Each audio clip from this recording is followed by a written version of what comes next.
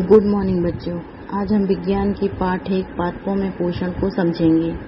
पादप अर्थात पौधे, पोषण अर्थात भोजन या खाद्य ग्रहण करने की क्रिया अर्थात पौधों में भोजन ग्रहण करने की क्रिया को हम इस अध्याय में समझेंगे। हम कक्षा 6वीं में पहले भी पढ़ चुके हैं कि सभी जीवों के लिए भोजन आवश्यक है। कार्बोहाइड्रेट, प्रोटीन, वसा, विटामिन एवं खनिज लवण भोजन के घटक हैं।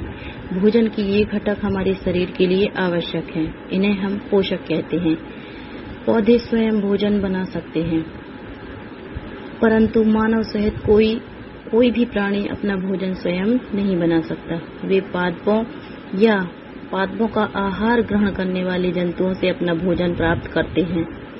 अतः मानव तथा अन्य प्राणी प्रत्यक्ष और अप्रत्यक्ष रूप से पादपों पर निर्भर करते हैं। पादपों में पोषण विधि। केवल पादप ही ऐसे जीव हैं जो जल, कार्बन डाइऑक्साइड एवं खनिज की सहायता से अपना भोजन बना सकते हैं। सजीवों द्वारा भोजन ग्रहण करने एवं इसके उपयोग की विधि को हम पोषण कहते हैं। पोषण की वह विधि जिसमें जीव अपना भोजन स्वयं संश्लेषित करते हैं। संश्लेषित अर्थात बनाते हैं, वह स्वयं पोषण कहलाती है। अर्थात ऐसे पादपों को हम स्वयं पोषी कहते हैं। परंतु जंतु एवं अधिकतर जीव पादपों द्वारा संश्लेषित भोजन को ग्रहण करते हैं, अर्थात उन पर निर्भर रहते हैं, इसलिए उन्हें विषम पोषी कहते हैं। अब हम देखते हैं प्रकाश संश्लेषण। पादपों में खाद्य संश्लेषण का प्रक्रम। पत्तियां पादप की खाद्य फैक्ट्रियां हैं, अतः ये कच्चे पदार्थ पत्तियों तक पहुंचते हैं जो मृदा की उपस्थिति में जल एवं खनिज जड़ या मूल के द्वारा अवशोषित कर तने के माध्यम से पत्तियों तक पहुंचाए जाते हैं। पत्ती की सतह पर उपस्थित सूक्ष्म रंध्रों द्वारा वायु में उपस्थित कार्बन डाइऑक्साइड प्रवेश करती है। यह रंध्र द्वार कोशिकाओं के द्वारा घिरे होते हैं। ऐसे छिद्रों को हम रंध्र कहते हैं। रंध्र को इंग्लिश में स्टोमेटा भी कहते हैं। पत्ती के चित्र को हम 1.2 से भी समझ सकते हैं। उसमें पहले एक संपूर्ण पत्ती दी गई है, उसमें एक छोटा सा छिद्र बना हुआ है। फिर अगर हम उसको पत्ती की कटिंग को सूक्ष्मदर्शी द्वारा देखें तो हमें उसके अंदर का सारा भाग दिखाई देगा। जैसे कि बीच में दिख रहा है रंध्र, रंध्र के बाहर द्वार कोशिकाएं हैं। द्वार कोशिकाओं के साथ साथ उसमें छोटे छोटे पॉइंट दिख रहे हैं, उसे हम क्लोरोफिल कहते हैं। क्लोरोफिल पत्तियों में एक हरे रंग का वर्णक होता है जिसे हम क्लोरोफिल कहते हैं। क्लोरोफिल ही सूर्य के प्रकाश की ऊर्जा का संग्रहण करके पत्ती की सहायता से करते हैं। इस ऊर्जा का उपयोग जल एवं कार्बन डाइऑक्साइड से खाद्य संश्लेषण होता है। क्योंकि खाद्य संश्लेषण सूर्य की उपस्थिति में हो रहा है, इसलिए हम इसे प्रकाश संश्लेषण कहते हैं। प्रकाश संश्लेषण की क्रिया को हम एक समीकरण के माध्यम से भी समझ सकते हैं। इसमें पौधे वातावरण की कार्बन डाइऑक्साइड और जो हम पौधों को जल देते हैं तो धन जल से, और फिर एरो लगा है तो एरो के ऊपर लिखा है सूर्य का प्रकाश और क्लोरोफिल अर्थात सूर्य के प्रकाश की उपस्थिति में और पत्तियों में जो हरे रंग का वर्णक होता है क्लोरोफिल, उन सब से क्रिया करके अपना भोजन बनाते हैं। कार्बोहाइड्रेट धन ऑक्सीजन निर्मुक्त करते हैं। यह कार्बोहाइड्रेट ही पत्तियों में मंड अर्थात स्टार्च के रूप में संचित हो जाते हैं। अच्छा बच्चों, अभी हमने ये समझा कि पत्तियों में हरे रंग का वर्णक होता है क्लोरोफिल। उसकी उपस्थिति में ही प्रकाश संश्लेषण की क्रिया होती है। तो एक हमारे मन में ये प्रश्न भी आता है और आप लोगों के मन में भी आ सकता है कि कई पादपों की पत्तियां गहरे लाल, बैंगनी और भूरे रंग की होती हैं, तो क्या इन पत्तियों में प्रकाश संश्लेषण होता है? हाँ, होता है। पत्तियों के अतिरिक्त पादपों के दूसरे हरे भागों जैसे कि हरे तने, हरी शाखाओं से प्रकाश संश्लेषण होता है। मरुस्थलीय में जो पौधे उगते हैं उसमें बाष्पोत्सर्जन द्वारा जल के क्षय को कम करने के लिए पत्तियां सल्क या शूल रूपी हो जाती हैं। शूल माने उनमें कांटे निकल आते हैं। इन पादपों के तने हरे होते हैं। इन पौधों के तनों से ही प्रकाश संश्लेषण की क्रिया होती है, माने उनके तने ही प्रकाश संश्लेषण का कार्य करते हैं। हाँ तो बच्चों, अभी हमने समझा प्रकाश संश्लेषण के बारे में। अब इसी पृष्ठ पर चित्र 1.1 में कोशिका का चित्र दिया गया है। तो हम कोशिका को समझते हैं कि कोशिका है क्या। मकान तो सभी ने देखा है कि मकान काय से बना है, छोटी छोटी ईंटों से। उसी प्रकार सभी सजीवों का शरीर अनेक सूक्ष्म छोटी छोटी इकाइयों से मिलकर बना है, उन्हें ही हम कोशिका कहते हैं। इन सूक्ष्म इकाइयों को या कोशिकाओं को हम नग्न आंखों से नहीं देख सकते। इन्हें देखने के लिए काय की आवश्यकता होती है, एक यंत्र की आवश्यकता होती है। उस यंत्र को हम सूक्ष्मदर्शी कहते हैं। कुछ जीव मात्र एक ही कोशिकाओं के बने होते हैं, जैसे कि अमेबा, पैरामीशियम, है ना, और बाकी सभी जीव बहुकोशिकीय होते हैं। तो कोशिका के चित्र को हम देख सकते हैं, उसमें बहुत सारी कोशिकाएं जुड़ी हुई हैं। तो यदि हम एक कोशिका को लें तो उसमें मध्य में केंद्रक है, और केंद्रक में एक जेलीनुमा पदार्थ भरा रहता है, उसे हम कोशिका द्रव्य कहते हैं। जो कि बाहर की ओर कोशिका, उसमें एक झिल्ली पाई जाती है, उसे हम कोशिका झिल्ली कहते हैं। अब देखिए बच्चों, हमने पन्ना पलटा तो इसमें कुछ अलग अलग रंग की पत्तियां हमको दिखाई दे रही हैं, विभिन्न रंगों की, लेकिन जिसके बारे में हम अभी चर्चा कर चुके हैं। अब हम चर्चा करते हैं पादपों में पोषण की अन्य विधियों पर। कुछ पौधे ऐसे भी हैं जिनमें क्लोरोफिल नहीं पाया जाता। वे भोजन का संश्लेषण अर्थात भोजन कैसे बनाएंगे और कैसे जीवित रहेंगे? वे पोषक किस प्रकार प्राप्त करेंगे? मनुष्य या अन्य प्राणियों की तरह ये पादप भी अपने पोषण के लिए अन्य पादपों द्वारा निर्मित खाद्य अर्थात भोजन पर निर्भर होते हैं। अर्थात ये विषम पोषी प्रणाली का उपयोग करते हैं। जैसे कि हम देखें नीचे चित्र 1.5 में वृक्ष के तने और शाखाओं से लिपटी एक रस्सीनुमा पीले रंग की संरचना दिखाई दे रही है। ये अमरबेल का पादप है। इसमें क्लोरोफिल नहीं पाया जाता है। ये अपना भोजन उस पादप से प्राप्त करते हैं जिससे ये आरोहित होते हैं। आरोहित यानी जिससे ये लिपटे हैं। ये पादप परपोषी कहलाते हैं, है ना। मतलब अमरबेल क्या है? परजीवी है। परजीवी को कैसे समझेंगे? परजीवी अपना पोषण किसी जीवित पौधे या जंतु से लेते हैं। तो इसका उदाहरण क्या है? अमरबेल। अब बच्चों, हम ऐसे पादपों के ऊपर चर्चा करते हैं। क्या आपने ऐसे पादपों को देखा और सुना है जो जंतुओं का भक्षण करते हैं? हाँ, कुछ पादप ऐसे भी हैं जो कीटों को पकड़ते हैं और उन्हें पचा जाते हैं। ऐसे पौधे हरे या किसी भी रंग के हो सकते हैं। जैसे चित्र 1.6 में देखिए, इस पौधे का आकार घड़े के समान दिखाई दे रहा है। वास्तव में इसकी पत्तियों का ही रूपांतरित भाग है। पत्ते का शीर्ष भाग घड़े का ढक्कन बनाता है। घड़े के अंदर अनेक रोम होते हैं जो नीचे की ओर ढल के रहते हैं या अधोमुखी होते हैं, अर्थात अधोमुखी होते हैं। जब कोई कीट घड़े में प्रवेश करता है तो यह उसके रोमों के बीच फंस जाता है। घड़े में उपस्थित पाचक रस कीटों को पचा जाते हैं। क्योंकि ये पौधे कीटों का भक्षण करते हैं, इसलिए इन्हें कीट भक्षी पौधे कहते हैं। इनके कुछ उदाहरण हैं वीनस फ्लाई ट्रैप, सनड्यू, घटपर्णी या पिचर प्लांट आदि। अब हम चर्चा करते हैं मृतजीवी। मृतजीवी अपना पोषण मृत जीवों के शरीर तथा सड़े गले पदार्थों से लेते हैं। आपने बाजार में देखे होंगे छत्रक या मशरूम बिकते देखे होंगे। इसमें देखिए चित्र 1.7 में वर्षा के दिनों में वृक्षों की सड़ी गली टूटी टहनियों या तनों या छालों पर छत्ते के समान संरचनाएं उग जाती हैं। देख सकते हैं आप चित्र 1.7 में छत्रक के पैकेट, सड़ी गली वस्तुओं पर उगा छत्रक। इसी प्रकार डबल रोटी को भी आपने देखा होगा चित्र 1.7 में ब्रेड या डबल रोटी पर उगती कवक। यदि हम उस डबल रोटी या ब्रेड को जल में भिगोकर किसी नम स्थान पर 2-3 दिन के लिए रख देते हैं तो उसमें छोटे छोटे रोए के समान हरे रंग की संरचनाएं या धब्बे दिखाई देने लगते हैं। यदि जिसे हम सामान्य भी देख सकते हैं और सूक्ष्मदर्शी के द्वारा देखें तो और स्पष्ट धागे के समान, रुई के समान संरचनाएं दिखाई देने लगती हैं। ये जीव ही कवक या फंजाई कहलाते हैं, अर्थात ये अपना पोषण मृत जीवों से प्राप्त या सड़े गले पदार्थों से प्राप्त करते हैं। कवक या फंजाई अचार, पापड़ नहीं, चमड़े, कपड़े या अन्य पदार्थों पर उगते हैं। ये उन स्थानों पर भी उगते हैं जहां नम और उष्ण होते हैं। कवकों की वृद्धि के लिए वर्षा ऋतु सबसे अच्छी परिस्थितियां प्रदान करती हैं।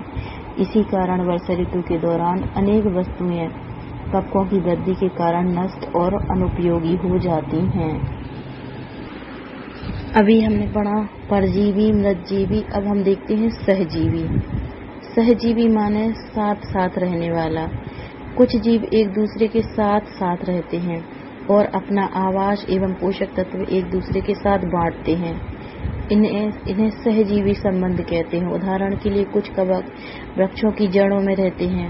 वृक्ष कवक को पोषण प्रदान करते हैं, बदले में उन्हें जल एवं पोषकों के अवशोषण में सहायता मिलती है और वृक्ष के लिए इस संबंध का विशेष महत्व है। लाइकेन कहे जाने वाले कुछ जीवों में दो भागीदार होते हैं। इनमें से एक शैवाल होता है और दूसरा कवक।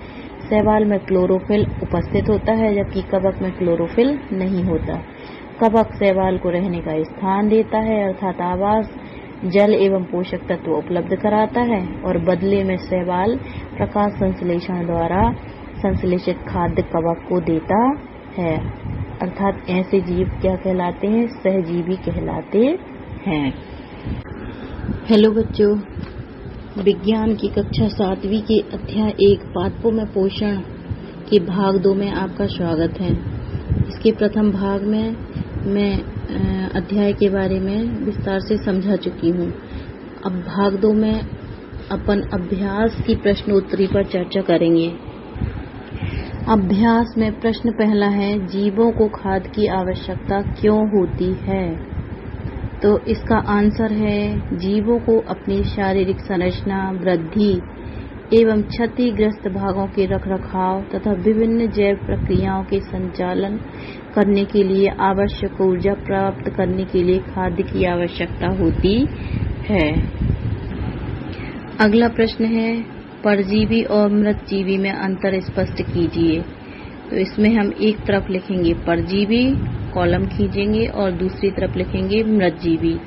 परजीवी में पहला आएगा, परजीवी अपना पोषण किसी जीवित पौधे या जंतु से लेते हैं।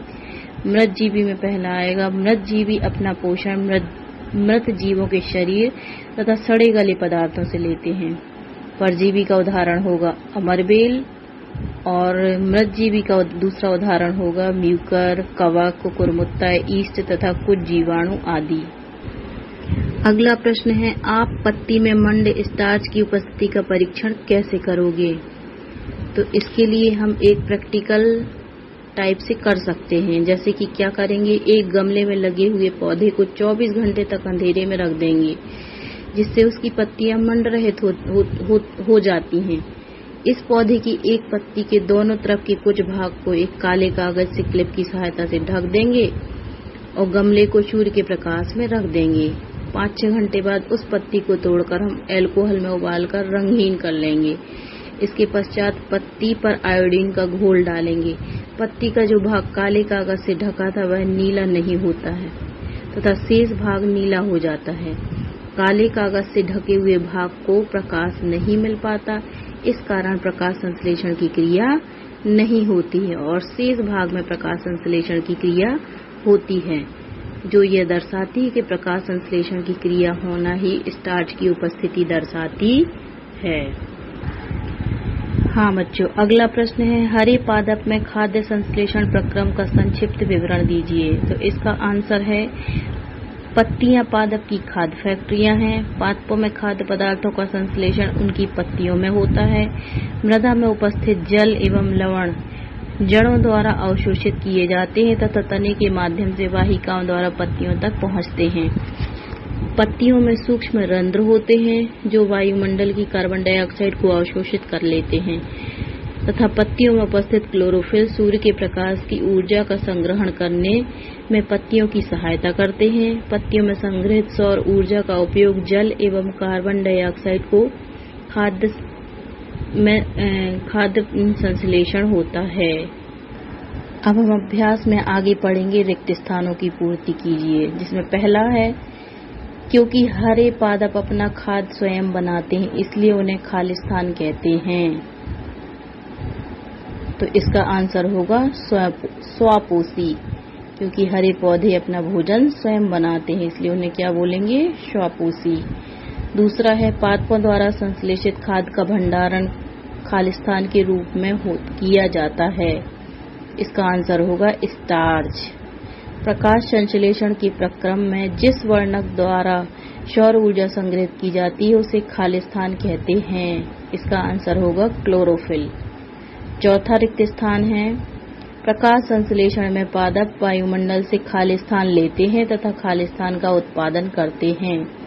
तो इसका पहला खालिस्तान होगा कार्बन डाइऑक्साइड और दूसरा होगा ऑक्सीजन। हाँ बच्चों, अगला प्रश्न है, निम्न कथनों से संबंध पारिभाषिक शब्द बताइए। अर्थात निम्न प्रश्नों में केवल एक वाक्य में उत्तर देना है। प्रश्न पहला है, पीत दुर्बल तने वाला परजीवी पादप। इसका आंसर होगा अमरबेल। अगला प्रश्न है, एक पादप जिसमें स्वपोषण एवं विषम पोषण दोनों ही प्रणाली पाई जाती है। इसका आंसर होगा घटपर्णी या पिचर प्लांट या पिचर पादप। अगला तीसरा प्रश्न है, वे रंध्र जिनके द्वारा पत्तियों में गैसों का आदान प्रदान या विनिमय होता है उसे कहते हैं। इसका आंसर होगा रंध्र या स्टोमेटा। हाँ बच्चों, अगला प्रश्न है, सही उत्तर चुनिए। अर्थात प्रश्न होगा, उसमें 4 विकल्प होंगे, 4 में से एक आंसर सही होगा और वो अपन को सही आंसर बताना है। जैसे कि प्रश्न है, अमरबेल उदाहरण है किसी पहला स्वापोषी का, परजीवी का, मृतजीवी का, स्वापोषी का। तो इसका आंसर होगा परजीवी का। दूसरा है, कीटों को पकड़कर अपना आहार बनाने वाले पादप का नाम है। इसके भी 4 विकल्प हैं, अमरबेल, गुड़हल, घटपर्णी या पिचर पादप और गुलाब। तो इसका आंसर होगा घटपर्णी या पिचर पादप। अगला प्रश्न है, कॉलम ए में दिए गए शब्दों का मिलान कॉलम बी के शब्दों से कीजिए। कॉलम ए में है, पहला क्लोरोफिल, दूसरा नाइट्रोजन, तीसरा अमरबेल, चौथा जंतु, पांचवा कीटभक्षी।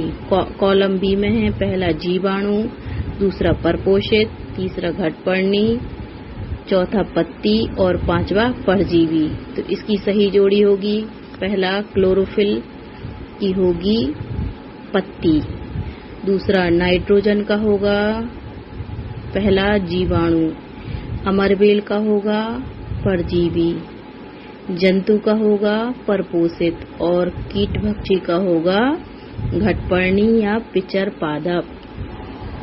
हाँ बच्चों, अगला प्रश्न है, निम्न कथनों में से सत्य और असत्य कथन का चयन करना है। मतलब इसमें प्रश्न होगा, उसको बताना है कि ये सही कथन है या गलत। प्रश्न है, प्रकाश संश्लेषण में कार्बन डाइऑक्साइड मुक्त होती है। इसका आंसर ये असत्य है। दूसरा, ऐसे पादप जो अपना भोजन स्वयं संश्लेषित करते हैं मृतजीवी कहलाते हैं। ये भी असत्य है। प्रकाश संश्लेषण का उत्पादन प्रोटीन नहीं है, ये सत्य है। प्रकाश संश्लेषण में सौर ऊर्जा का रासायनिक ऊर्जा में रूपांतरण हो जाता है, यह भी सत्य है। और बच्चों, अगला प्रश्न है, इसमें भी सही विकल्प चुनना है। प्रश्न है, पादप के किस भाग द्वारा प्रकाश संश्लेषण हेतु वायु से कार्बन डाइऑक्साइड ली जाती है? विकल्प हैं मूलरोम, रंध्र, पर्णशिराएं और बाह्यदल।